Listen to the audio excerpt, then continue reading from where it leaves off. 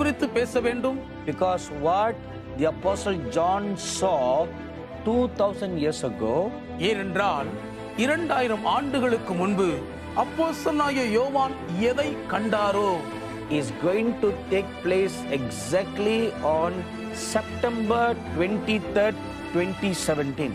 2017 ஆண்டில் செப்டம்பர் 23ஆம் தேதி அப்படியே அது நடக்க போகிறது. On that particular day, அந்த குறிப்பிட்ட நாளன்று the constellations of Virgo and Leo, கன்னி மற்றும் சிம்மம் நட்சத்திர ராசிகள், then our sun and the moon, பின்பு நம்முடைய சூரியனும் சந்திரனும், and the planets Mercury, Mars and Venus that are in our solar system, நம்முடைய சூரிய குடும்பத்துக்குள் இருக்கக்கூடிய புதன், செவ்வாய் மற்றும் வியாழன் போன்ற கோள்களும் together with Jupiter, யூபித்தரோடு கூட சேர்ந்து they will all be aligned in one straight line. இவைகள் அனைத்தும் ஒரே நேர்கோட்டில் ஒன்றாக.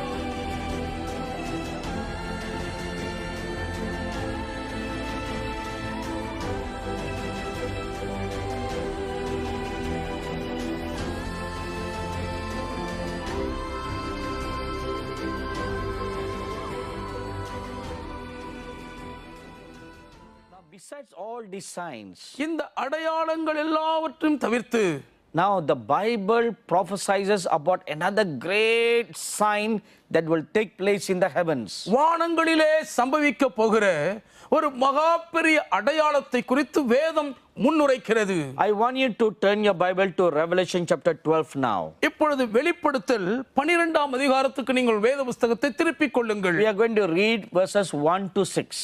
1 முதல் 6 வரையுள்ள வசனங்களை படிக்க போகிறோம். Now we must pay careful attention to these 6 scriptures. இந்த 6 வசனங்களையும் மிகவும் கவனமாய் ஜாக்கிரதையாய் பார்க்க வேண்டும். What was prophesied 2000 years ago is going to be fulfilled very, very, very soon. 2000 ஆண்டுகளுக்கு முன்பு தீர்க்க தரிசனமாய் சொல்லப்பட்ட இவைகள் அதி சீக்கிரத்தில் சம்பவிக்க போகிறது. Now a great sign appeared in heaven, a woman clothed with the sun, with the moon under her feet, and on her head a garland of 12 stars. அன்றியும் ஒரு பெரிய அடையாளம் வானத்திலே காணப்பட்டது. ஒரு ஸ்திரீ சூரியனை அணிந்திருந்தாள். அவள் பாதங்களின் கீழே சந்திரனும் அவள் சிரசின் மேல் 12 நட்சத்திரங்கள் உள்ள கிரீடமும் இருந்தன. Now look at verse 1. முதல் வசனத்தை பாருங்க. It's not an ordinary sign. இது ஒரு சாதாரணமான அடையாளமே அல்ல. A great sign. ஒரு பெரிய அடையாளம். So that you need to take note of. அதை நீங்கள் தனி கவனம் செலுத்தி பார்க்க வேண்டும். So great sign means something of great importance. ஒரு பெரிய அடையாளம் என்று சொன்னால் மிகப்பெரிய அதிக முக்கியத்துவம் வாய்ந்த ஒன்று என்றுதான் பொருள். So which means God is speaking to the world, or God is giving a great signal to the world. அப்படி என்றால் தேவன் இந்த உலகத்துக்கு ஒரு மிகப்பெரிய சமிக்ஞையை கொடுத்து உலகத்தோடு பேசுகிறார். Now look at verse 2. இரண்டாம் வசனத்தை பாருங்கள். Then being with child, she cried out in labor and in pain to give birth. அவள் கர்ப்பவதியாயிருந்து பிரசவ வேதனை அடைந்து பிள்ளை பெறும்படி வருத்தப்பட்டு அலறினாள். And another sign appeared in heaven. Behold, a great fiery red dragon having 7 heads and 10 horns and 7 diadems on his heads. அப்பொழுது வேறொரு அடையாளம் வானத்திலே காணப்பட்டது. 7 தலைகளையும் 10 கொம்புகளையும் தன் தலைகளின் மேல் 7 முடிகளையும் உடைய சிவப்பான பெரிய வலு சர்ப்பம் இருந்தது. His tail drew a third of the stars of heaven and threw them to the earth, and the dragon stood before the woman who was ready to give birth to devour her child as soon as it was born. அதன் வாள் வானத்தின் நட்சத்திரங்களில் 1/3 பங்கை இழுத்து அவைகளை பூமியில் விழத் தள்ளிற்று. பிரசவ வேதனைப்படுகிற அந்த ஸ்திரீ பிள்ளை பெற்ற உடனே அவளுடைய பிள்ளையை பட்சித்து போடும்படிக்கு அந்த வலு சர்ப்பம் அவளுக்கு முன்பாக நின்றது. She bore a male child who was to rule all nations with a rod of iron, and her child was caught up to God and to his throne. சகல ஜாதிகளையும் இருப்புக்கோலால் ஆளுகை செய்யும் ஆண் பிள்ளையை அவள் பெற்றாள். அவளுடைய பிள்ளை தேவனிடத்திற்கும் அவருடைய சிங்காசனத்திடத்திற்கும் எடுத்துக் கொள்ளப்பட்டது. Then the woman fled into the wilderness, where she has a place prepared by God that they should feed her there 1260 days. ஸ்திரீயானவள் வனாந்தரத்திற்கு ஓடி போனாள். அங்கே 1240 நாளளவும் அவளை போஷிப்பதற்காக தேவனால் ஆயத்தமாக்கப்பட்ட இடம் அவளுக்குண்டாயிருந்தது. Now this was a vision that the apostle John saw. அப்போஸ்தலனாகிய யோவான் இந்த தரிசனத்தை தான் பார்க்கிறார். So he was caught up and he saw a great sign in the heavens. வானங்களுக்குள் எடுத்துக் கொள்ளப்பட்டவராய் வானத்திலே பெரிய அடையாளத்தை பார்க்கிறார். Now this is not an event that he saw in the heaven where God is. தேவன் வாசமாயிருக்கிற பரலோகத்துக்குள்ளே பார்த்த ஒரு காரியம் அல்ல இது. But this is a vision he saw of taking place in the heavens where the stars and the planets are. நட்சத்திரங்களும் கோள்களும் இருக்கக்கூடிய வான மண்டலங்களிலே நடைபெறுகிற ஒரு நிகழ்ச்சியாக தான் இந்த காட்சியை அவர் அடையாளமாய் பார்த்தார். Saw great sign. ஒரு பெரிய அடையாளத்தை பார்க்கிறார். And he noted very carefully every detail in the vision. அந்த தரிசனத்திலே ஒவ்வொரு சிறு விவரத்தையும் மிகவும் தெளிவாய் துல்லியமாய் கவனித்து பார்க்கிறார். He saw a woman ஒரு ஸ்திரீயை பார்க்கிறார். and she was clothed with the sun, அவள் சூரியனை அணிந்திருந்தாள். and she had the moon under her feet, சந்திரன் அவளுடைய பாதங்களுக்கு கீழே இருக்கிறது. and she had like a crown of 12 stars on her head. 12 நட்சத்திரங்களை கிரீடம் போல் சிரசில் அணிந்திருக்கிறாள். And it seems that the woman was pregnant, பார்க்கும்போது அந்த ஸ்திரீ கர்ப்பவதியை போல் இருக்கிறாள். and she was in pain, labor pain to give birth. அவள் பிள்ளை பெறும்படி பிரசவ வேதனைப்படுகிறாள். This is one sin. இது ஒரு காட்சி. Then he saw another sin.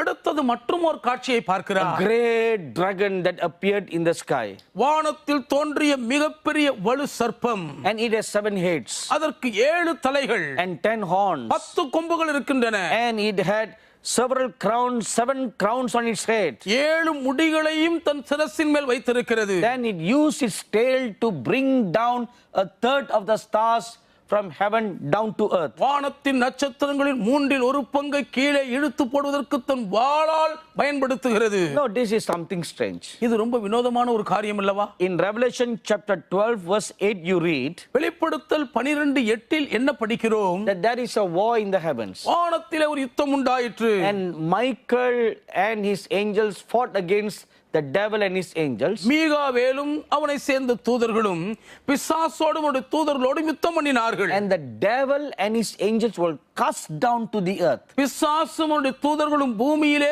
தள்ளப்பட்டு போனார்கள். And here we also read the devil used its tail to cast down to the earth the stars, people, saints of God who shine like stars in heaven.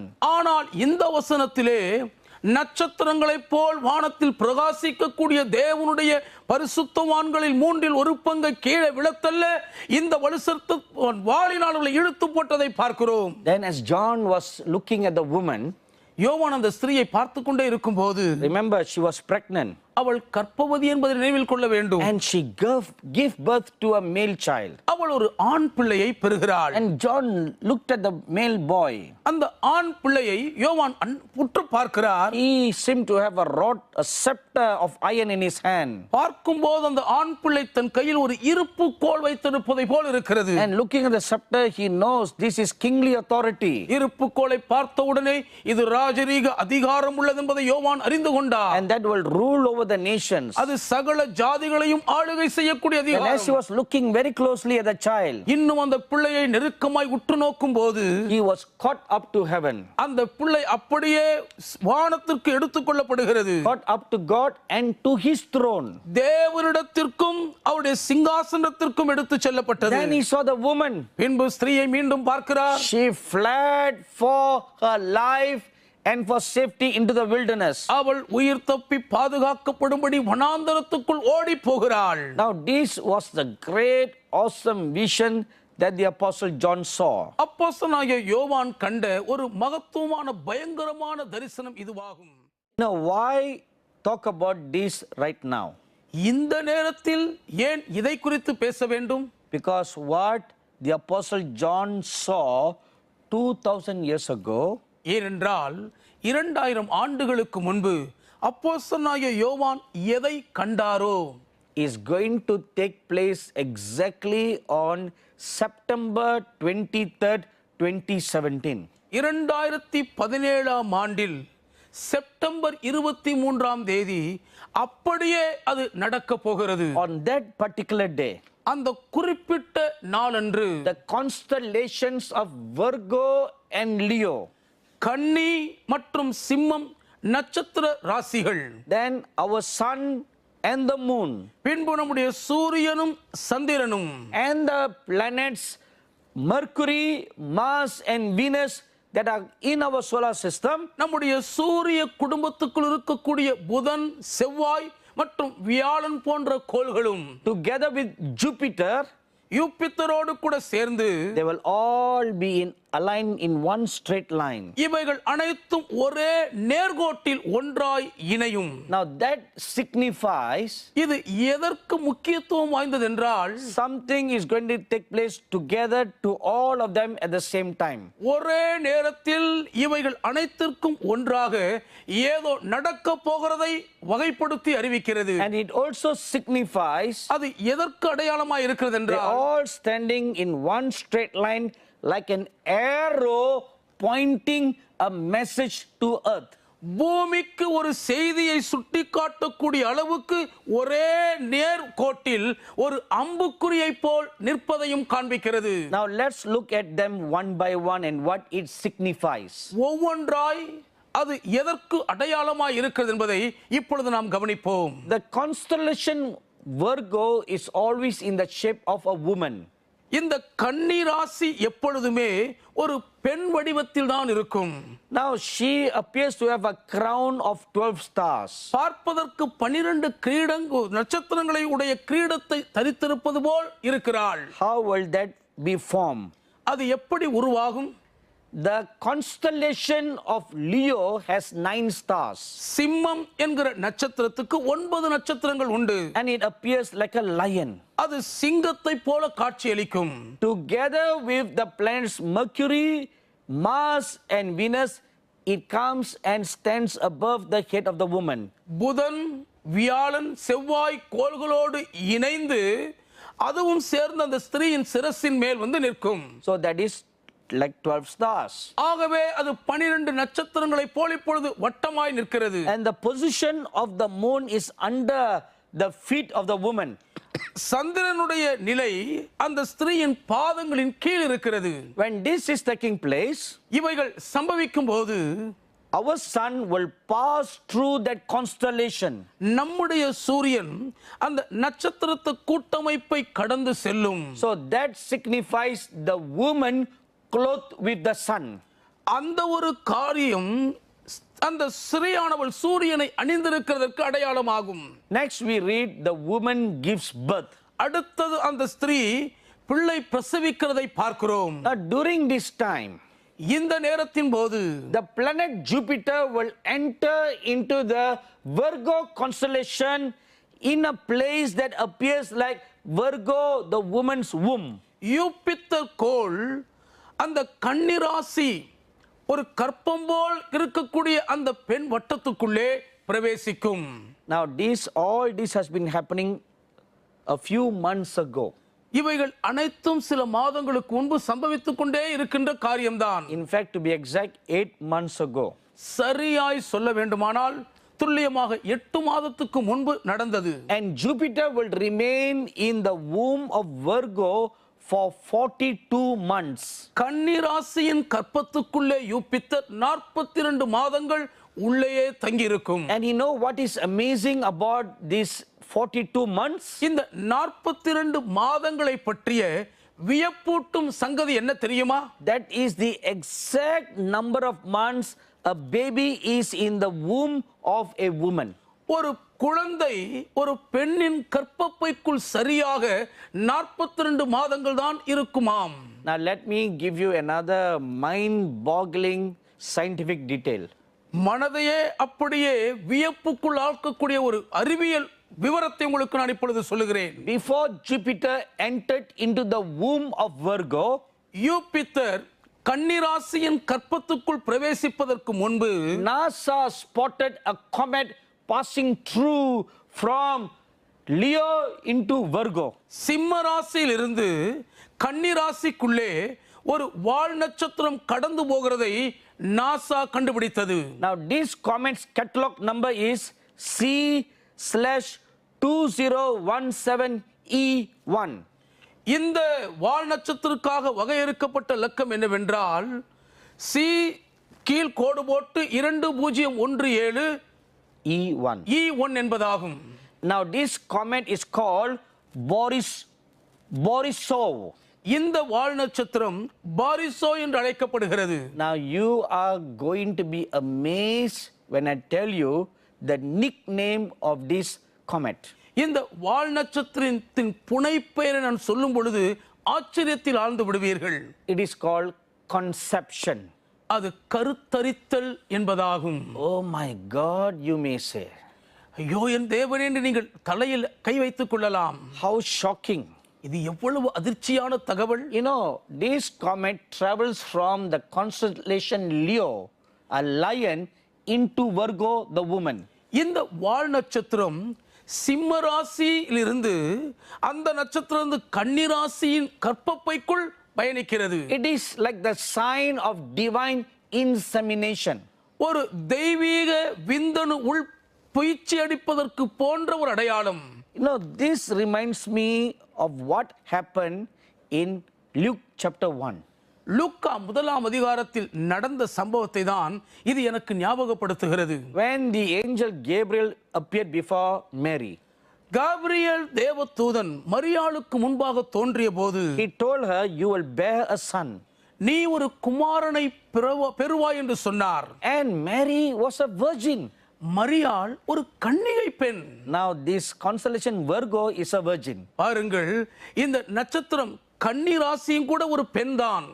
And Mary told the angel, how can I bear a son when I'm still a virgin?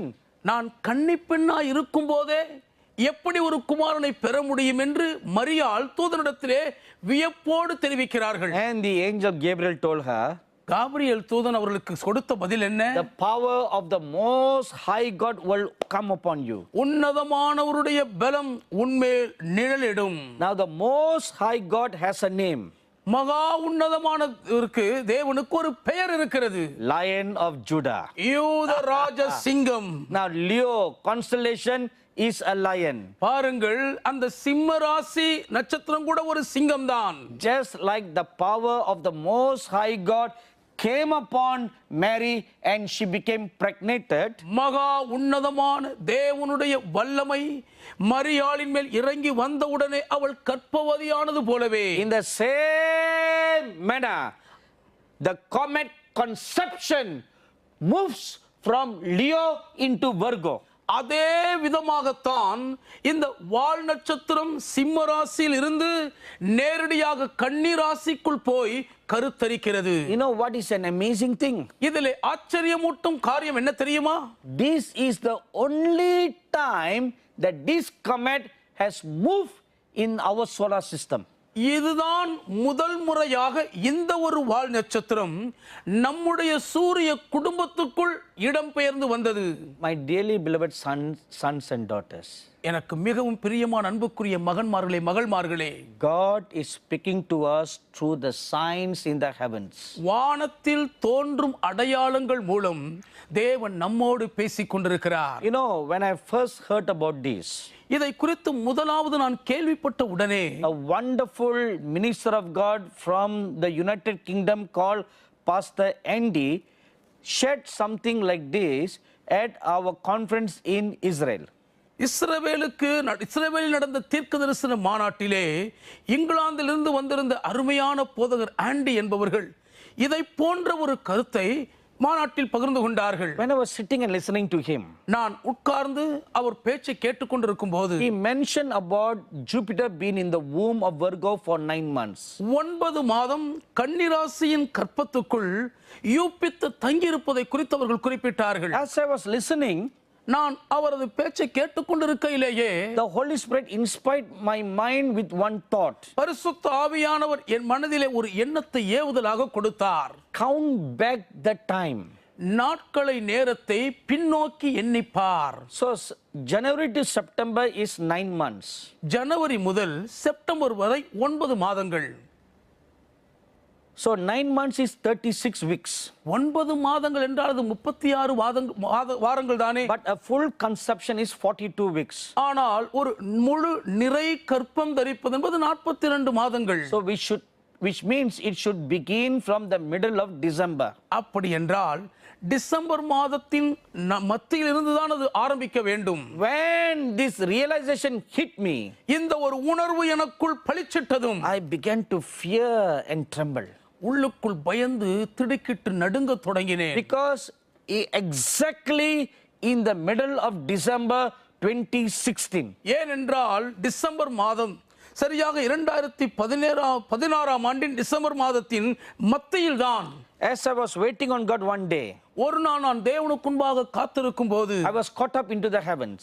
நான் பரலோகத்துக்குள் எடுத்துக்கொள்ளப்பட்டேன். And the Lord spoke to me கர்த்தர் என்னோடு கூட பேசினார். that the coming new year will begin signaling 3 important events mentioned in the Bible. வரப்போகிற புதிய ஆண்டு வேதத்தில் சொல்லப்பட்டிருக்கிற மிக முக்கியமான 3 நிகழ்வுகள் நடப்பதற்கான சமிக்ஞையை வெளியிடும் என்றார். Number 1, முதலாவதாக Matthew chapter 24 verse 14. மத்தேயு 24:14 வசனம். He said the time has now come for the gospel of the kingdom to be preached. ராஜ்யத்தின் சுவிசேஷம் பிரசங்கிக்கப்படுவதற்காக குறிக்கப்பட்ட காலம் இப்பொழுது தொடங்கிவிட்டது என்று சொன்னார். Secondly, இரண்டாவதாக Revelation chapter 6 verse 9 to 11. வெளிப்படுத்தல் 6ஆம் அதிகாரம் 9 முதல் 11ஆம் வசனம் வரைக்கும் 2017 will begin the fulfillment of martyrdom and persecution. இரத்த சாட்சிகளாய் மரிப்பதற்கான உபத்திர பாடுகள் 2017ஆம் ஆண்டு ஆரம்பமாகும் என்றார். And the third event, மூன்றாவது பெரும் நிகழ்வு Revelation chapter 22 verse 11. வெளிப்படுத்தல் 22ஆம் அதிகாரத்தின் 11ஆம் வசனம். From 2017 God will begin to separate the sheep from the goat in the body of Christ. 2017ஆம் ஆண்டில் இருந்து தேவன் கிறிஸ்துவின் சரீரத்திலே வெள்ளாடுகளை செம்மறியாடுகளிலிருந்து பிரிக்க தொடங்குவார். 3 great events. 3 மிகப்பெரிய நிகழ்வுகள். Then something else happened during our conference in Jerusalem. எருசலேமிலே எங்கள் மாநாடு நடந்த நாட்களிலே மற்றும் ஒரு காரியம் நடந்தது. On the last day of the conference in Jerusalem, the Lord told us to do it on Mount Carmel. எருசலேமிலே நடந்த தீர்க்கதரிசன மாநாட்டின் கடைசி நாள் கர்மேல் பர்வதத்திலே அதை செய்யும்படி கர்த்தர் வழி நடத்தினார். So we brought the 1000 delegates up on Mount Carmel. அது நிமித்தமாக 1000 பிரதிநிதிகளையும் நாங்கள் கர்மேல் மலையின் மேல் ஒன்று கூடி சேர்த்தோம். And the Lord told me to televise that event live on our television network. கர்மேல் மலையின் மேல் நடக்கக்கூடிய தீர்க்கதரிசன மாநாட்டை உலகம் முழுவதும் எங்கள் தொலைக்காட்சியில் நேரலையில் ஒளிபரப்பும்படி கர்த்தர் பணித்தார். Such an event has never been done in the history of Israel. இஸ்ரவேலின் சரித்திரத்தில் இதுவரை அப்படிப்பட்ட ஒரு நிகழ்ச்சி செய்யப்பட்டதே கிடையாது. So that live telecast was the first. அந்த நேரலை நிகழ்ச்சியின் ஒளிபரப்பு தான் முதலில் And நடந்திருக்கிறது. the Lord told me, அப்பொழுது கர்த்தர் சொன்னார், the spirit of Elijah is going to be released. எலியாவின் ஆவி மீண்டுமாக அனுப்பப்பட போகிறது. You will read in Malachi chapter 4 verse 5 and 6 மல்கியா 4ஆம் அதிகாரத்தின் 5-6 வசனங்களில் நீங்கள் படிக்கலாம். that in the last days God will send Elijah. கடைசி நாட்களிலே தேவன் எலியாவை அனுப்புவார் என்று பார்க்கிறோம். And he said that event is going to take place on that day. அந்நாளிலே அந்த ஒரு நிகழ்ச்சி நடக்க போகிறது என்று கர்த்தர் சொன்னார். So we gathered 1,000 people there on the mountain. ஆகவே 1000 மக்களையும் அந்த மலையின் மேல் ஒன்றாக கூடி வர பண்ணினோம். First, the respected man of God, Bishop John F. Aruldas, preached a wonderful message and prayed healings for the people. முதலாவதாக மதிப்புக்குரிய தேவ மனிதர் பிஷப் ஜான் எஃப் அருள்தாஸ் அவர்கள் ஒரு அற்புதமான பிரசங்கத்தை செய்து மக்களுடைய சுகத்துக்காக ஜெபித்தார்கள். Then after I preached this message on about Elijah to come. அதற்கு பின்பு வரப்போகிற எலியாவை குறித்து நான் பிரசங்கம் பண்ணினேன். Then we asked everybody to stand up for prayer. என்பது ஜெபத்திற்காக அனைவரையும் எழுந்து நிற்க சொன்னோம். And when the prayer was going on, அந்த ஜெபம் நடந்து கொண்டிருக்கும் போதே the power of the Most High God fell upon all the 1,000 people. மகா உன்னதமான தேவனுடைய மகத்துவமான வல்லமை 1000 பேர் மேலும் இறங்கி வந்தது. And the word of the Lord come into me. தேவனுடைய வார்த்தை எனக்கு வெளிப்பட்டது. Now the spirit of Elijah is released. இப்பொழுது எலியாவின் ஆவி அனுப்பப்பட்டு விட்டது. All over the world at the same time this anointing was poured out. உலகம் முழுவதும் அதே நேரத்தில் இந்த அபிஷேகம் ஊற்றப்பட்டது. You know, when this was taking place, உங்களுக்கு தெரியுமா, இது நடந்து கொண்டிருக்கும் போதே we received hundreds of testimonies from many nations of the world where people saw the prophet Elijah's spirit in their homes. உலகத்தின் பல நாடுகளில் இருந்து நூற்றுக்கணக்கான மக்கள் தங்கள் வீடுகளிலே எலியாவின் ஆவி ஊற்றப்பட்டு விட்டது என்று சாட்சியை நாங்கள் சொல்ல An கேட்டோம். amazing testimony I received from India. இந்தியாவில் இருந்து மிகவும் ஆச்சரியமான ஒரு சாட்சி எனக்கு கிடைத்தது. A prophet of God living in Chhattisgarh, சத்தீஸ்கரில் இருக்கக்கூடிய ஒரு தேவனுடைய தீர்க்கதரிசி அவர்கள் he has never seen Angel TV. இதுவரை ஏஞ்சல் தொலைக்காட்சியை பார்த்ததே இல்லை. He was our a godly man of God. தேவ பக்தியுள்ள மனிதர். He was praying in his room அவர் தன் அறையில் ஜெபித்துக் கொண்டிருக்கிறார். and he was visited by the spirit of Elijah. எலியாவின் ஆவியினால் அவர் சந்திக்கப்பட்டார். He literally saw the prophet Elijah sent with his own eyes. எழுத்தின்படியே பரிசுத்தவான எலியா தீர்க்கதரிசியை தன் சொந்த கண்களால் அவர் நேரில் And பார்த்திருக்கிறார். he was shocked and surprised. அவர் அதிலே ஆச்சரியப்பட்டு அதிர்ச்சி அடைந்து விட்டார். And he humbly received the message that the saint Elijah brought to him. எலியா தீர்க்கதரிசி அவருக்கு கொண்டு வந்து கொடுத்த செய்தியை பணிவோடு தாழ்மையாய் பெற்றுக்கொண்டார். Then he went to visit another believer's home. அதற்கு பின்பு வேறொரு விசுவாசியின் பார்க்கும்படி அவர்கள் வீட்டுக்கு போய் இருக்கிறார். That wonderful believer is a partner of our ministry. அந்த அருமையான விசுவாசி எங்கள் ஊழியத்தின் பங்காளராய் இருக்கிறார்கள். His name is Mandip Narang. அவருடைய பெயர் மண்டீப் நரான். And Mandip Narang just finished watching the live telecast from Mount Carmel. அப்பொழுதுதான் கர்மேல் பர்வதத்திலிருந்து நேரடியில் ஒளிபரப்பப்பட்ட அந்த நிகழ்ச்சியை மண்டீப் நரான் பார்த்து முடித்திருக்கிறார். After the event ended, அந்த நிகழ்வு நிறைவடைந்ததும் this prophet visited Mandip இந்த தீர்க்கதரிசி மண்டீப்பை சந்திக்க வருகிறார். and he shared his unusual, extraordinary experience. வழக்கத்திற்கு மாறான அசாதாரணமான இந்த ஒரு சந்திப்பின் அனுபவத்தை விளக்கி சொல்லுகிறார். And Mandip was surprised. மண்டீப் அப்படியே ஆச்சரியத்தில் ஆழ்ந்து விட்டார். And then he explained to him about what I prophesied on Mount Carmel about the coming of the spirit of Elijah. அதற்கு பின்புதான் கர்மேல் பர்வதத்தின் மேல் எலியா தீர்க்கதரிசியின் ஆவி இப்பொழுது உலகம் முழுவதும் ஊற்றப்பட்டு கொண்டிருக்கிறது என்று நான் தீர்க்கதரிசனமாய் உரைத்ததை அவருக்கு இவர் விவரித்துக் கொடுத்தார். When Mandip compared the time of his visitation, அவர் சந்திக்கப்பட்ட நேரத்தை மண்டீப் ஒப்பிட்டு பார்த்தபோது it was the exact time when I said, let the spirit of Elijah be poured out upon the whole world right now. இப்பொழுதே முழு உலகத்தின் மீதும் எலியாவின் ஆவி ஊற்றப்படுவதாக என்று நான் சொன்ன அதே நேரத்தில் தான் அவர் சந்திக்கப்பட்டிருக்கிறார். This was an amazing testimony. இது என்னை மிகவும் ஆச்சரியப்படுத்திய வியப்பூட்டும் சாட்சியாகும். And then we read that the man child will be born. ஆண் பிள்ளை பிறந்ததென்று படிக்கிறோமே. My dearly beloved sons and daughters, எனக்கு மிகவும் அன்புக்குரிய மகன்மார்களே மகள்மார்களே, this wonderful sign in the heavens recorded in the book of Revelation chapter 12. வெளிப்படுத்தல் 12ஆம் அதிகாரத்தில் பதிவு செய்யப்பட்டிருக்கிற வானத்தில் தோன்றும் இந்த ஒரு மிகப்பெரிய அற்புதமான அடையாள நிகழ்வு It will happen on September 23rd, 2017. இந்த 2017 ஆண்டின் செப்டம்பர் மாதம் 23ஆம் தேதி இது அப்படியே நடக்கும். And which is a high holiday in Israel. இஸ்ரவேலிலே இந்த நாள் ஒரு மிகப்பெரிய புனிதமான விடுமுறையின் நாள். It is the celebration of Rosh Hashanah. Rash ஹஷானாவுடைய பண்டிகையின் கொண்டாட்ட நாள். Rosh Hashanah is the modern name for the biblical festival Feast of Trumpets. எக்கால பண்டிகைகள் என்று வேதத்தில் கொடுக்கப்பட்டிருக்கிற பெயருக்கு நவீன கால பெயர்தான் ராஷ் ஹஷானா என்பது.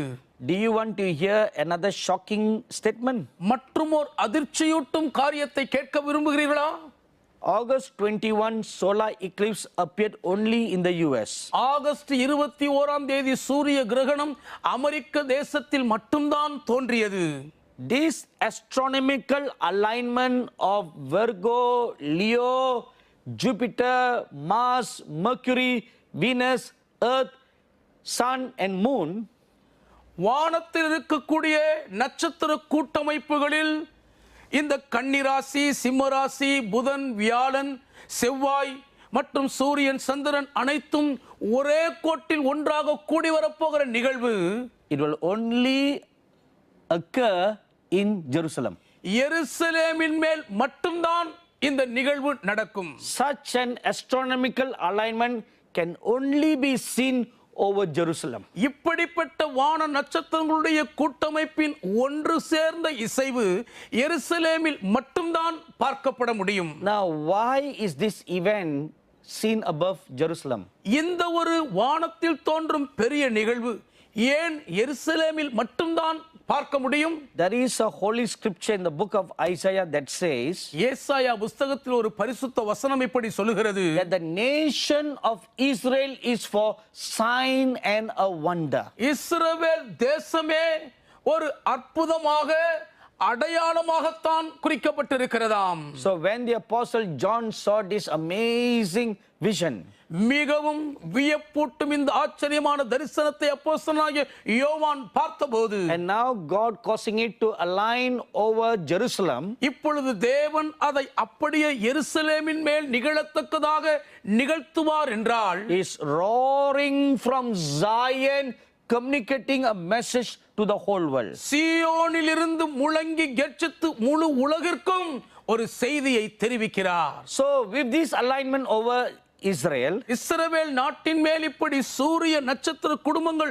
ஒரே வரிசையில் அணிவகுக்கும் போது, this tells us that significant events are going to take place. குறிப்பிடத்தக்க மிக முக்கியமான சம்பவங்கள் நிகழப் போகின்றன என்பதை தான் இது அறிவிக்கின்றன. 5 significant events. குறிப்பிடத்தக்க 5 முக்கியமான சம்பவங்கள். Number 1, முதலாவதாக a birthing of a child. ஒரு பிள்ளை பெற்றெடுக்கப்படுதல். So that signifies an event that is going to take place in Israel and in the church. இஸ்ரவேலிலும் திருச்சபைக்குள்ளும் சம்பவிக்க போகிற ஒரு நிகழ்வை இது குறிப்பிடுகிறது. And the second thing, இரண்டாவது காரியம், the woman cries in pain for the birthing of the child. பிரசவ வேதனை அடைந்து பிள்ளையை பெறும்படி அந்த ஸ்திரீயானவள் வருத்தப்பட்டு அலறினாள். Now what does that signify? அது எதற்கு அடையாளமாய் இருக்கிறது? Israel and the church will go through the birth pangs of sorrows. இஸ்ரவேலும் திருச்சபையும் பிரசவ வேதனையின் துக்கமான வேதனையின் பாதையை கடந்து செல்வார்கள். In Matthew chapter 24 verse 8, மத்தேயு 24:8 வசனம், the Lord Jesus said, ஆண்டவர் இயேசு சொன்னார், after narrating about several signs that will take place before his coming, அவருடைய வருகைக்கு முன்பு சம்பவிக்க போகிற பல அடையாளங்களை மிக தெளிவாக விவரித்து சொன்ன பின்பு what did he say? அவர் என்ன சொன்னார்? Firstly, there will be deception. முதலாவது வஞ்சகங்கள் உண்டாயிருக்கும். Secondly, இரண்டாவதாக false Christ, false prophets will come. கள்ள கிறிஸ்துக்களும் கள்ள தீர்க்கதரிசிகளும் வருவார்கள். Thirdly, மூன்றாவதாக there will be wars and rumors of wars. யுத்தங்களும் யுத்தங்களை பற்றிய செய்திகளையும் கேள்விப்படுவீர்கள். Fourth, நான்காவதாக great earthquakes in many places. பல இடங்களிலே பெரிய பெரிய பூமி அதிர்ச்சிகள் உண்டாகும். Number 5, ஐந்தாவதாக pestilences. கொள்ளை நோய்கள் உண்டாகும். Number 6, ஆறாவதாக famine. famines. பஞ்சங்கள். And then he says, அதற்கு பின்பு அவர் சொல்லுகிறார், persecution. உபத்திரவங்கள். And then he said, all these are the beginnings of sorrows. அதற்கு பின்பு சொல்லுகிறார், இவைகளெல்லாம் வேதனைகளுக்கு ஆரம்பம்தான். So Israel and the church will experience all this. ஆகவே இஸ்ரவேலும் திருச்சபையும் இவைகள் அனைத்தையும் அனுபவமாக்கிக் கொள்ளும். For a period of at least 3 years. குறைந்தபட்சம் ஒரு 3 ஆண்டு கால காலத்திற்கு இது நடக்கும். Then the third event, மூன்றாவது நிகழ்வு, the Antichrist and the false prophet will appear to deceive the whole world. முழு உலகத்தையுமே வஞ்சித்து மோசம் போக்குவதற்காக அந்தி கிறிஸ்துவும் கள்ள தீர்க்கதரிசியும் தோன்றுவார்கள். The fourth event, நான்காவது முக்கிய நிகழ்வு, the birthing of a male child. ஆண் பிள்ளையை பெற்றெடுத்தல். What does that signify? அது எதற்கு அடையாளமாக இருக்கிறது? The birthing of a new breed of prophetic company that will arise both in Israel and in the church. இஸ்ரவேல் தேசத்திலும் திருச்சபையிலும் எழும்ப போகிற ஒரு புதிய இனவகையான தீர்க்கதரிசிகளுடைய எழுச்சிக்கு அடையாளம். It will be the last days prophetic company that will be similar like the prophet Moses and the prophet Elijah. இந்த ஒரு கூட்டம் எலியா தீர்க்கதரிசியையும் மோசே தீர்க்கதரிசியையும் போல அவர்களுக்கு இணையாக செயல்படக்கூடிய கடைசி கால தேவனுடைய தீர்க்கதரிசன சந்ததியாய் தலையெடுக்கும். Now if you read Revelation chapter 7, வெளிப்படுத்தல் 7ஆம் அதிகாரத்தை படிப்பீர்களானால், a mighty angel goes out all over Israel to seal 140,000 Jewish people. 1,44,000 யூத மக்களுடைய நெற்றியில் முத்திரை போடும்படி ஒரு பலமுள்ள தூதன் புறப்பட்டு போகிறதை படிக்கலாம். So out of several millions of Jewish people, பல லட்சக்கணக்கான யூத மக்களுக்குள் இருந்து 140,000 have been sealed. 1,44,000 பேர் மாத்திரம்தான் முத்திரை போடப்பட்டிருக்கிறார்கள். A special breed. விசேஷித்த இனவகையாய் கண்டுபிடிக்கப்பட்டவர்கள். In the same manner, in the church, a new breed of company will rise up. அதே விதமாக தான் திருச்சபைக்குள் அரிய வகை ஒரு புதிய விசேஷித்த இனம் தலையெடுக்கும். The Joel 2:28 company, யோவேல் 2:28 கூட்டத்தார், comprising of children, சிறு பிள்ளைகளையும் உள்ளடக்கி, youths, வாலிபர்களும், old men, old women, வயோதிபர்கள், and a group of women, ஒரு ஸ்திரீகளின் கூட்டமும், and servants of God. தேவனுடைய ஊழியக்காரர்களும் அதற்குள் அடக்கம். Those who will not allow tradition to bind them. பாரம்பரியம் தங்களை கட்டுவதற்கு விட்டு கொடுக்காதவர்களின் கூட்டம். Those whose hearts are pure and without guile like the lamb. ஆட்டுக்குட்டியைப் போலவே இருதயத்தில் கபடும் வஞ்சகமும் இல்லாத சுத்தமுள்ளவர்களுடைய கூட்டம். And event number 5. ஐந்தாவது பெரு நிகழ்வு, Israel and the church will face great persecution from the devil. இஸ்ரவேலும் திருச்சபையும் பிசாசிடமிருந்து மகா பயங்கரமான உபத்திரவத்தை சந்திப்பார்கள். My dearly beloved sons and daughters, brothers and sisters, எனக்கு மிகவும் பிரியமான அன்பு மகன்மார்களே, மகள்மார்களே, சகோதர சகோதரிகளே, this is a great event that is going to take place very soon. அதி சீக்கிரத்தில் சம்பவிக்க போகிற ஒரு மிகப்பெரிய நிகழ்வு இதுவாகும். A new birthing is going to take place. ஒரு புதிய பிறப்பிக்கப்படுதல் உண்டாக போகிறது. Do you want to receive this new birthing that God is about to give to the last days people? கடைசி கால மக்களுக்காக தேவன் பிரசவிக்க போகிற புதிய அந்த ஒரு கூட்டத்தில் நீங்கள் ஒருவராய் பிறக்க விரும்புகிறீர்களோ? If this is your desire, இதுதான் உங்கள் விருப்பம் வாஞ்சை என்றால், come and raise your hand and show me your hands. உடனே உங்கள் கையை உயர்த்தி எனக்கு காண்பியுங்கள். Don't be shy. கூச்சப்படாதுங்க. Just raise your hand. வெக்கம் இல்லாம கையை உயர்த்தி Of காட்டுங்க. course, I cannot see you, உங்களை இப்ப என்னால பார்க்க முடியாதுதான். but God is standing in your house. He is seeing your hand. ஆனால் உங்கள் வீட்டில் நின்று கொண்டிருக்கிற தேவன் இப்பொழுது உங்கள் உயர்த்தப்பட்ட கையை பார்க்கிறார். And the angel who is standing in your home, he is seeing your hand. உங்கள் வீட்டில் நின்று கொண்டிருக்கிற தேவ தூதனும் உயர்த்தி இருக்கிற உங்கள் கையை பார்க்கிறார். So lift up your right hand. ஆகவே உங்கள் வலது கரத்தை உயர்த்தி கொள்ளுங்கள். Okay, all those who are lifting up your hands. கை உயர்த்தி இருக்கிற நீங்கள் யாவரும் Now listen. இப்ப கவனமா கேளுங்க. If you want to receive this birthing of this new male child, இந்த புதிய ஆண் பிள்ளையாய் பிறக்க போகிற அனுபவத்தை நீங்கள் பெற்றுக்கொள்ள வேண்டுமானால், now there is one very important qualification. இதற்கு மிக முக்கியமான ஒரு தகுதி நிலை உண்டு. Who is giving birth? பிரசவிக்கிறவர் யார்? It's a virgin woman. ஒரு கன்னி பெண். So what is a virgin woman? ஒரு கன்னி பெண் என்றால் என்ன? She who's not touched by a male. ஒரு ஆண் சகவாசமே இல்லாதவள். So what does that mean? அதனுடைய உண்மையான விளக்கம் என்ன?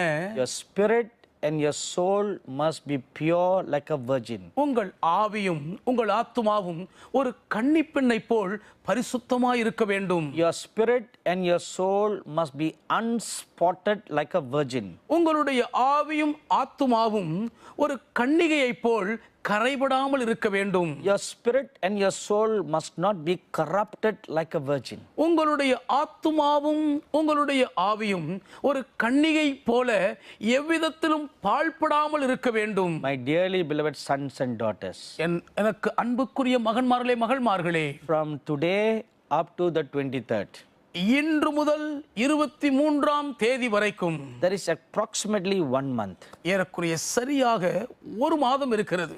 Give yourselves to prayer உங்களையே ஜெபத்திற்கு ஒப்பு கொடுத்து விடுங்கள். and fast as often as you can. உங்களால் கூடுமானவரை அடிக்கடி உபவாசம் பண்ணுங்கள். And during these 30 days, இந்த 30 நாட்களின் போது search your mind, உங்கள் மனதை சோதித்து பாருங்கள். search your hearts, உங்கள் இருதயங்களை சோதித்தறியுங்கள். look for any sin or any leaven in you.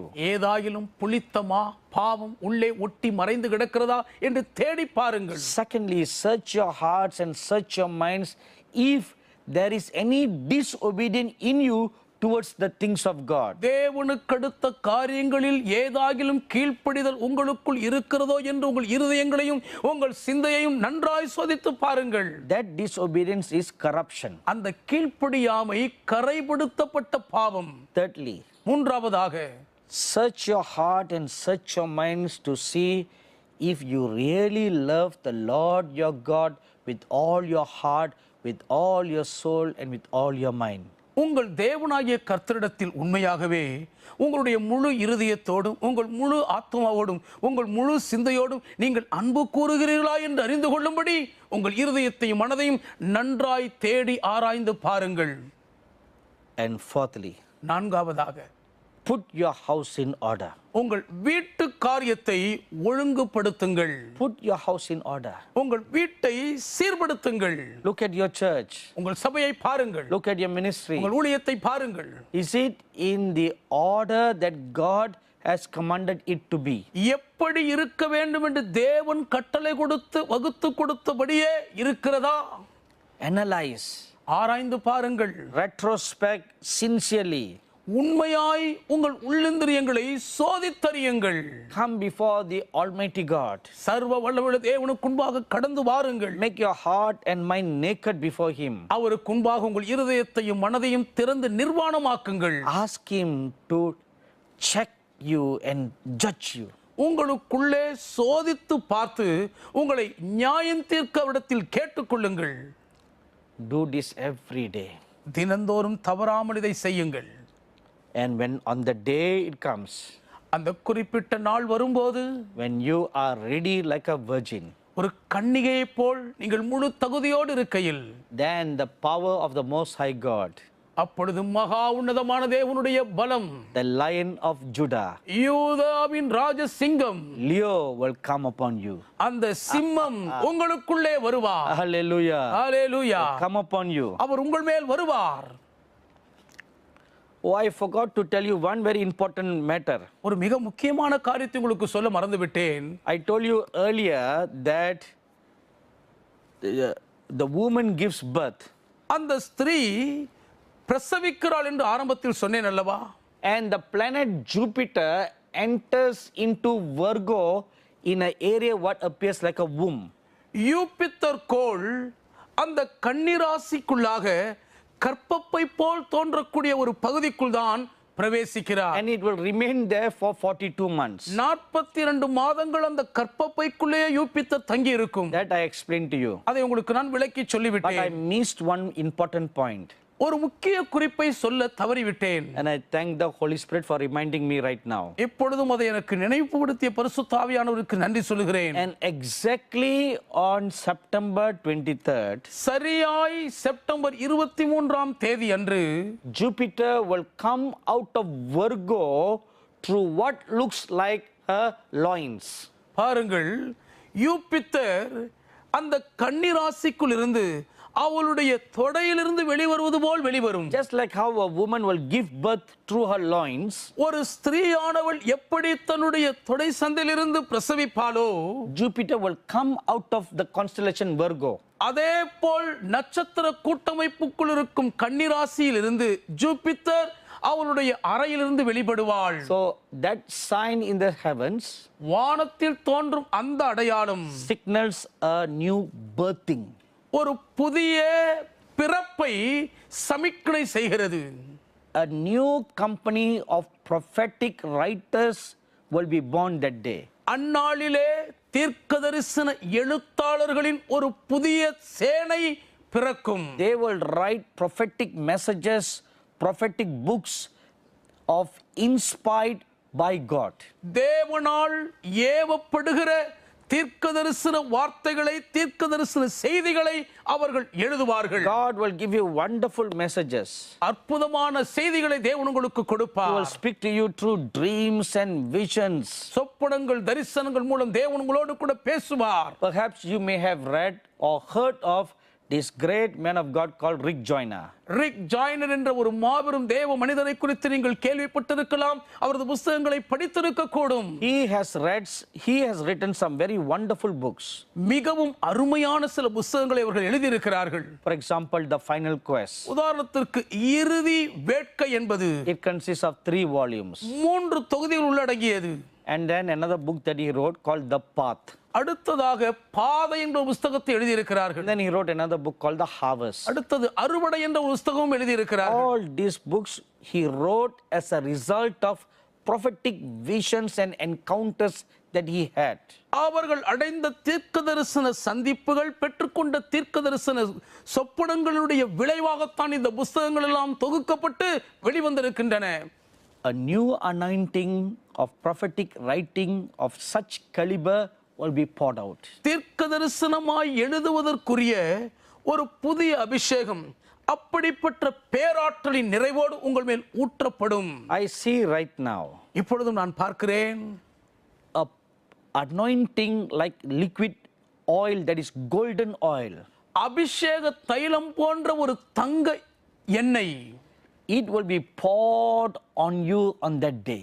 அந்நாளிலே அந்த தங்க திரவம் உங்கள் மேல் ஊற்றப்படும். So all those who will prepare themselves, தங்களை இதற்கேற்றபடி ஆயத்தப்படுத்திக் கொள்ளும் யாவரும், all those who can make themselves ready, தங்களை முழுவதும் தயார்படுத்திக் கொள்ளக்கூடியவர்களாய் இருக்கும் அனைவரும், if possible you can fast for 3 days or 7 days or 14 days or 21 days before September 23rd.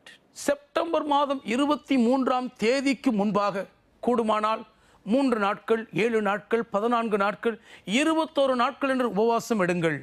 And there will be some wonderful youths.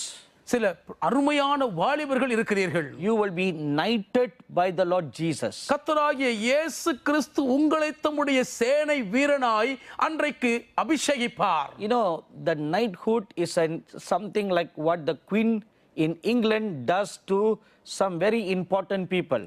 England நாட்டின் மகாராணி மிக முக்கியமான சிலரை இப்படி பிரத்யேக விசேஷித்த அரிய வகை படை வீரர்களாய் பட்டயத்தினால் அவர்கள் தோளில் தொட்டு ஏற்படுத்துவார்கள். It's a very high honor. இது ஒரு மிகப்பெரிய உயர்ந்த கனபாக்கியம். The queen will stand in her rightful place. மகாராணி தனக்குரிய அந்த உரிய இடத்தில் நிற்பார்கள். And the man or the woman comes and kneels down before the queen. அந்த ஆண் வீரனோ வீராங்கனையோ வந்து மகாராணிக்கு முன்பாக மண்டியிட்டு நிற்பார்கள். She takes the sword in her right hand. தன்னுடைய வலது கரத்திலே அந்த நீண்ட அரச வாளை மகாராணி உயர்த்தி, and she taps on the person's right shoulder first. முதலாவது முன் மண்டியிட்டிருப்புடைய வலது தோள்பட்டையிலே தட்டுவார்கள். And then she taps on the left shoulder. பின்பு இடது தோளிலும் தட்டுவார்கள். So that is called knighthood. இதுதான் இந்த நைட்ஹுட் என்ற கனப்படுத்தப்படுதல். From that day onwards, this person can call themselves sir. அன்று முதல் அவர்கள் சார் என்ற ஒரு சிறப்பு பட்டத்தோடு கூட தங்களை அழைத்துக் கொள்ளலாம். It is an honor title. அது ஒரு கணத்திற்குரிய கௌரவ பட்டம். In the same manner, அதே விதமாகத்தான் on that day, September 23rd, September 23ஆம் தேதியாகிய அந்த நாளில் the Lord Jesus will knight many youths. கர்த்தராகிய இயேசு கிறிஸ்துவானவர் அநேக பெரும் வாலிபர்களை கௌரவித்து கனப்படுத்துவார்.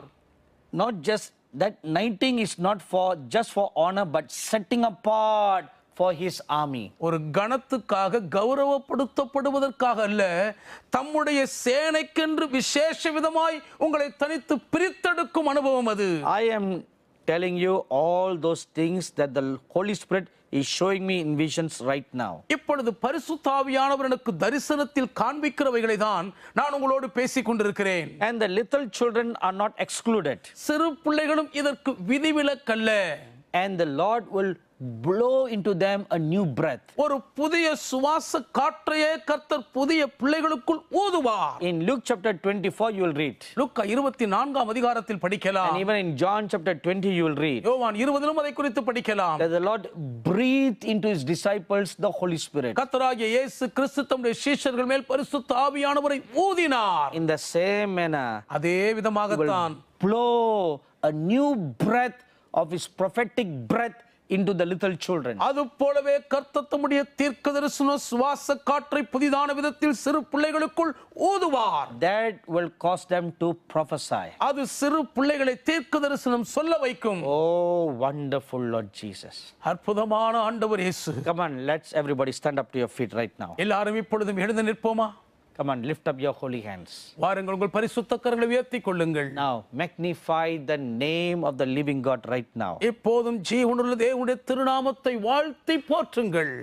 I perceive in my spirit என் ஆவியிலே இப்பொழுது நான் உணர்கிறேன் the presence of the Holy One of Israel coming all over you right now. இப்பொழுதும் இஸ்ரவேலின் பரிசுத்தருடைய பிரசன்னம் உங்கள் மேல் முழுவதுமாய் இறங்கிக் கொண்டிருக்கிறதை உணர்கிறேன். Like the dew that comes from heaven. பரலோகத்திலிருந்து பொழியும் பனியைப் போல The presence of the Lord is coming down all over you right now. கர்த்தருடைய சமூகத்தின் நிறைவு இப்பொழுது உங்களை சுற்றிலும் முழுவதும் கொட்டிக் கொண்டிருக்கிறது. Come on, open your mouth and magnify the living God right now. இப்பொழுது உங்கள் வாயை விரிவாய் திறந்து ஜீவனுள்ள தேவனை மேன்மைப்படுத்தி போற்றுங்கள். Glorify God right now. இப்பொழுதும் தேவனை மகிமைப்படுத்துங்கள். You can open your mouth and pray in unknown tongues right now. இப்போது உங்கள் வாயை திறந்து அந்நிய பாஷைகளிலே நீங்கள் ஜெபிக்கலாம். If you are not feeling the anointing of the Holy Spirit, you can just open your mouth and sing praises to God right now. இதுவரைக்கும் நீங்கள் பரிசுத்தாவின் அபிஷேகத்தை அந்நிய பாஷை பேசுகிற அனுபவத்தோடு பெற்றுக்கொள்ளாமல் இருந்தாலும் உங்கள் வாயை திறந்து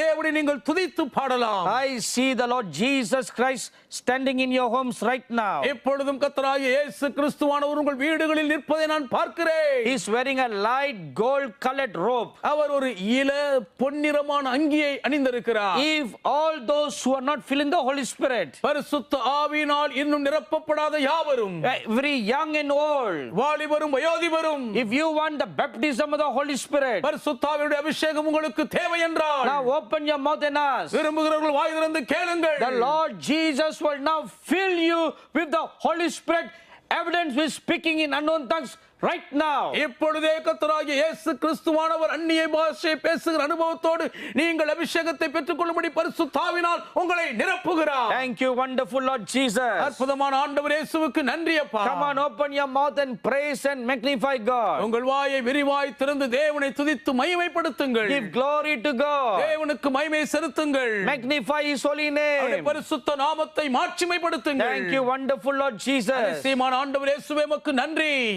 All women, open your mouth and exclaim the majesty of God. பெண்கள் அனைவரும் உங்கள் வாயை திறந்து தேவனுடைய மகத்துவத்தின் மாட்சிமையை வியந்து போற்றுங்கள். The anointing of Psalm 68:11 will fall upon you.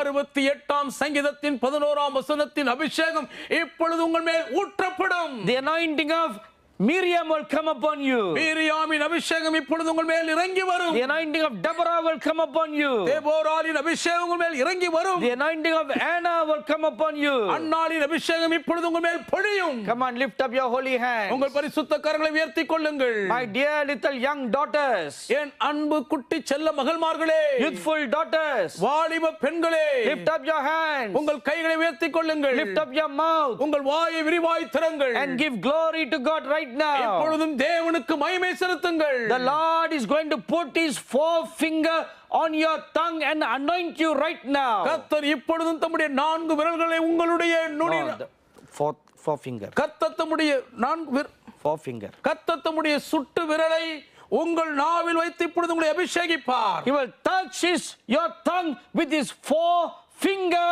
and anoint you as a prophetess. கர்த்தர் இப்பொழுதே தம்முடைய சுண்டு விரலால் உங்களுடைய நாவை தொட்டு தம்முடைய தீர்க்கதரிசினியாய் உங்களை அபிஷேகிக்கிறார். Just like the seraphim came and brought a coal of fire and put on the lips of the prophet Isaiah. அன்றைக்கு எப்படி பலிபீடத்தின் அக்கினி தரலை குரட்டால் பிடித்து சேராவின் ஏசாயாவின் உதடுகளில் தொட்டாரோ அது போலவே the same manner the anointing will fall upon you. அதே விதமாக அந்த அபிஷேகம் உங்கள் மேல் இப்பொழுது இறங்கி வரும். Thank you, wonderful God. அதிசயமான தேவனுக்கு நன்றி ஐயா. There are many of you are even falling down in your homes by the power of the living God. ஜீவனுள்ள தேவனுடைய வல்லமை உங்கள் மேல் இறங்கி வந்ததனால் அநேகர் உங்கள் வீடுகளில் இப்பொழுது விழுந்து கொண்டிருக்கிறீர்கள். You are dancing around like angels in your home. வீடுகளுக்குள்ளே நீங்கள் தேவ தூதர்களைப் போல் நடனம் பண்ணி திரிகிறீர்கள். Don't control to resist that anointing. அந்த அபிஷேகத்தை எதிர்க்கத்தக்கதாக நீங்கள் கட்டுப்படுத்த வேண்டாம். Relax and let go. நீங்கள் அப்படியே உங்களை விட்டு கொடுத்து விடுங்கள். Let the anointing come mightily upon you. பலமாய் அந்த அபிஷேகம் உங்கள் மேல் இறங்கட்டும். Oh, it is going to come and fall like a mighty thunder shower. ஒரு வலிமையான இடி முழக்கத்தை போல் உங்கள் மேல் அது பலமாய் இறங்கும். Thank you, wonderful God. அதிசயமான தேவனுக்கு நன்றி அப்பா. Glorious Jesus. மகிமையான இயேசுவே. Lord, let your fire fall upon them. கர்த்தாவே உம்முடைய அக்கினி இவர்கள் மேல் இறங்கி வருவதாக. Let your mighty power flow all over them. உம்முடைய பலத்த சத்துவத்தின் வல்லமை இவர்கள் மேல் முழுவதும் பாய்வதாக.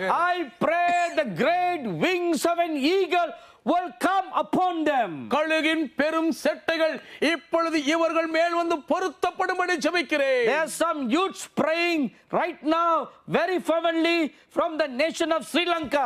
இலங்கை தேசத்திலே இப்பொழுது சில வாலிபர்கள் மிகவும் ஊக்கமாய் ஜெபித்துக் கொண்டிருக்கிறீர்கள். And the power of the most high God is coming upon you all right now. இப்பொழுது மகா உன்னதமான தேவனுடைய மகத்துவ வல்லமை உங்கள் அனைவர் மேலும் இறங்கிக் கொண்டிருக்கிறது. Especially I see one young man who is a partner of ministry called Roy. அதில் விசேஷமாக இந்த ஊழியத்தின் பங்காளராய் இருக்கிற வாலிபன் ராய் என்பவரை பார்க்கிறேன். You are praying together with the youths. நீங்கள் வாலிபர்களோடு சேர்ந்து ஜெபித்துக் கொண்டிருக்கிறீர்கள். And the power of the most high God is falling right now. இப்பொழுதே மகா உன்னதமான தேவனுடைய வல்லமை உங்கள் மேல் இறங்கிக் கொண்டிருக்கிறது. Thank you, wonderful Lord Jesus. அதிசயமான ஆண்டவர் இயேசுவுக்கு நன்றி அப்பா. Come on, don't stop praising God. தேவனை துதிப்பதை மட்டும் நிறுத்தாதீர்கள். Magnify his holy name. அவருடைய பரிசுத்த நாமத்தை மேன்மைப்படுத்துங்கள். The power is flowing on you, falling on you mightily. வல்லமையாய் தேவ வல்லமை உங்கள் மேல் பாய்ந்து வருகிறது, உங்கள் மேல் பொழிந்து கொண்டிருக்கிறது. Thank you, wonderful Lord Jesus. அதிசயமான ஆண்டவர் இயேசுவுக்கு நன்றி அப்பா. Oh, glorify his holy name. பரிசுத்த நாமத்தை மகிமைப்படுத்துங்களே. Come on, lift up your holy hands, my dear sons and daughters. என் அன்புக்குரிய மகன்மார்களே மகள்மார்களே உங்கள் பரிசுத்த கரங்களை உயர்த்திக் கொள்ளுங்கள். Magnify his holy name. பரிசுத்த நாமத்தை மகிமைப்படுத்துங்கள். Bless the Lord, oh my soul, oh my soul, worship his holy name, sing like never before, oh my soul, I worship your holy name. என் ஆத்துமாவே கர்த்தரை துதி முழு உள்ளத்தோடு அவர் நாமத்தையே சோஸ்தரி பரிசுத்த நீரே. Come on everybody, bless the Lord, oh my soul, oh my soul, worship his holy name, sing like never before, oh my soul, worship your holy name. நீர் செய்த சகல உபகாரங்களையும் ஒவ்வொன்றாய் எண்ணி துதித்திடுவேன். என்ன நடந்தாலும் என்ன நேர்ந்தாலும் உம்மையே விட விலக மாட்டேன். Bless the Lord, oh my soul, oh my soul, worship His holy name. Sing like never before, oh my soul, I worship your holy name. அவர் நாமத்தையே சோஸ்தரி, பரிசுத்தர் நீரே. Come on, lift up your holy hands one more time. இன்னும் ஒரு விஷயம், உங்கள் பரிசுத்த கரங்களை உயர்த்தி கொள்ளுங்கள். With all your hearts, bless the living God. உங்கள் முழு இருதயத்தோடும் ஜீவனுள்ள தேவனை வாழ்த்தி போற்றுங்கள். Our gracious and loving Heavenly Father, கிருபையும் அன்பும் நிறைந்த எங்கள் பரலோக பிதாவே, we give you thanks for the good things you have done for us today. இன்று நீர் எங்களுக்கு செய்த இந்த நன்மையான பெரும் தயவுள்ள காரியங்களுக்காய் மனதார உமக்கு நன்றி சொல்லுகிறோம். Thank you for making your ways known to us, Lord. உம்முடைய வழிகளை நீர் எங்களுக்கு தெரியப்படுத்தின தயவுக்காக உமக்கு நன்றி கர்த்தாவே. Thank you for wonderful supernatural things that you did for your children today. இன்று உம்முடைய பிள்ளைகளுக்காக இயற்கைக்கு அப்பாற்பட்ட அதிசயமான காரியங்களை செய்தீரே, உமக்கு நன்றி சொல்லுகிறோம். Now I pray, இப்போது நான் ஜெபிக்கிறேன். from today till September 23rd, Spirit of the living God, prepare them. இன்று தொடங்கி செப்டம்பர் 23ஆம் தேதி வரை ஜீவனுள்ள தேவனுடைய ஆவியானவரே அதற்குள் உம்முடைய பிள்ளைகளை ஆயத்தப்படுத்துவீராக. And I know, Lord, you will do a good thing for each and every one of your dear children. கர்த்தாவே, உம்முடைய அன்பு பிள்ளைகள் ஒவ்வொருவருக்கும் நீர் ஒரு நல்ல காரியத்தை செய்ய போகிறீர் என்று நம்பி உமக்கு துதிக்கிறேன். In the name of our blessed Lord Jesus Christ, we give you thanks. ஆசீர்வதிக்கப்பட்ட எங்கள் ஆண்டவர் இயேசு கிறிஸ்துவின் பாக்கியம் நிறைந்த திருநாமத்தில் உமக்கு நன்றி சொல்கிறோம். Amen. Amen. My dearly beloved sons and daughters and brothers and sisters, என் அன்புக்குரிய மகன்மார்களே, மகள்மார்களே, சகோதர சகோதரிகளே, our good God has blessed you powerfully right now. நம்முடைய நல்ல ஆண்டவர் மகா வல்லமையாக இப்பொழுது நம்மை ஆசீர்வதித்திருக்கிறார். Why don't you take a moment right now to write and tell me what great things God did to you through the email ID that you see on your screen right now. இன்று இந்த நிகழ்ச்சியின் மூலம் தேவன் உங்களுக்கு செய்த இந்த மகத்தான நன்மையை இப்பொழுது ஒரு நிமிடம் எடுத்து திரையில் நீங்கள் காண்கிற இந்த முகவரிக்கு உடனே ஏன் எழுதலாமே? If you have no computer or laptop in your homes, ஒருவேளை உங்கள் வீடுகளிலே கணினி பொறி வசதி மடிக்கணினி இல்லாமல் இருக்குமானால், all of you have a smartphone. எல்லாரும் கையில ஒரு திறன்பேசி என்கிற கெட்டிக்கார phone வச்சிருக்கீங்கல்ல, Why don't you send a message to our Facebook right now உடனே இப்பொழுதே எங்கள் முக புஸ்தகத்துக்கு ஏன் ஒரு செய்தி நீங்கள் அனுப்பக்கூடாது? of the wonderful things that God did for you right now. இந்த நிகழ்ச்சியின் மூலம் இப்பொழுது கர்த்தர் உங்களுக்கு செய்த அதிசயமான காரியங்களை குறித்து பதிவு செய்யுங்கள். And when you write to me, நீங்கள் எனக்கு எழுதும் போது கவனியுங்கள், please write your full name and from which place or which nation you are watching this program. எந்த நாட்டிலிருந்து எந்த இடத்திலிருந்து நீங்கள் இந்த நிகழ்ச்சியை பார்த்து கொண்டு இருக்கிறீர்கள், கவனித்தீர்கள் என்பதை முழு விலாசத்தோடு பெயரோடு எழுதுங்கள். And I also want to tell you one thing. இன்னும் ஒரு காரியத்தை உங்களுக்கு சொல்ல விரும்புகிறேன். Right after Rosh Hashanah, ரோஷ் ஆசானாவுக்கு பின்பு we are coming to New Delhi to conduct a wonderful youth camp meeting there.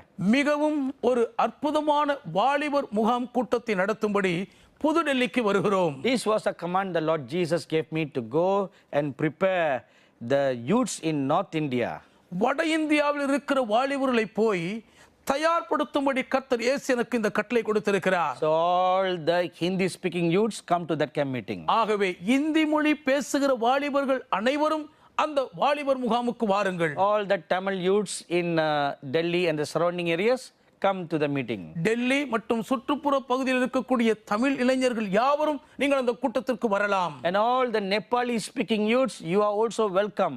நேபாள மொழி பேசும் வாலிபர்கள் அனைவரும் தாராளமாய் வரவேற்கப்படுகிறீர்கள். And after that, we have another wonderful youth camp meeting in Tirunelveli. அதற்கு பின்பு திருநெல்வேலியிலே ஒரு அற்புதமான வாலிபர் கூட்டம் நடக்க போகிறது. That is in the middle of October. அது அக்டோபர் மாதத்தின் நடுவில் நடக்கும். 17, 18 and 19 of October. அக்டோபர் 17, 18, 19 தேதியில் நடைபெறும். So all the youths living in the southern part of Thoothukudi up to Kanyakumari. ஆகவே தென் தமிழகத்தின் தூத்துக்குடியிலிருந்து கன்னியாகுமரி வரைக்கும் சுற்றி இருக்கக்கூடிய பகுதியில் வாழக்கூடிய வாலிபர்கள் யாவரும் அணிதிரண்டு வாருங்கள். I want to see you there. உங்களை நான் அந்த கூட்டத்தில் பார்க்க விரும்புகிறேன். The auditorium can sit 3,000. அந்த அரங்கத்தில் 3000 பேர் உட்காரலாம். So this is going to be a life-changing experience for all you, my sons and daughters. என் மகள்களாய் இருக்கிற உங்கள் அனைவருடைய வாழ்க்கையையும் பெரிதானவில் மாற்றக்கூடிய ஒரு உயிருட்டமுள்ள அனுபவமாய் இருக்கும். So you must take time off to come to that meeting in Tirunelveli. ஆகவே நீங்கள் அனைவரும் நேரம் எடுத்து திருநெல்வேலியில் நடைபெறும் வாலிபர் கூட்டத்திற்கு கட்டாயம் வர வேண்டும். Then in the month of November, we are going to Africa. November மாதத்தில் ஆப்பிரிக்க தேசத்துக்கு போகிறோம். We are going to do a wonderful youth camp meeting in Nigeria. நைஜீரியாவிலே ஒரு அற்புதமான வாலிபர் முகாம் கூட்டம் நடத்த போகிறோம். And followed by the following week, a Median women prophetic conference in Nairobi, Kenya.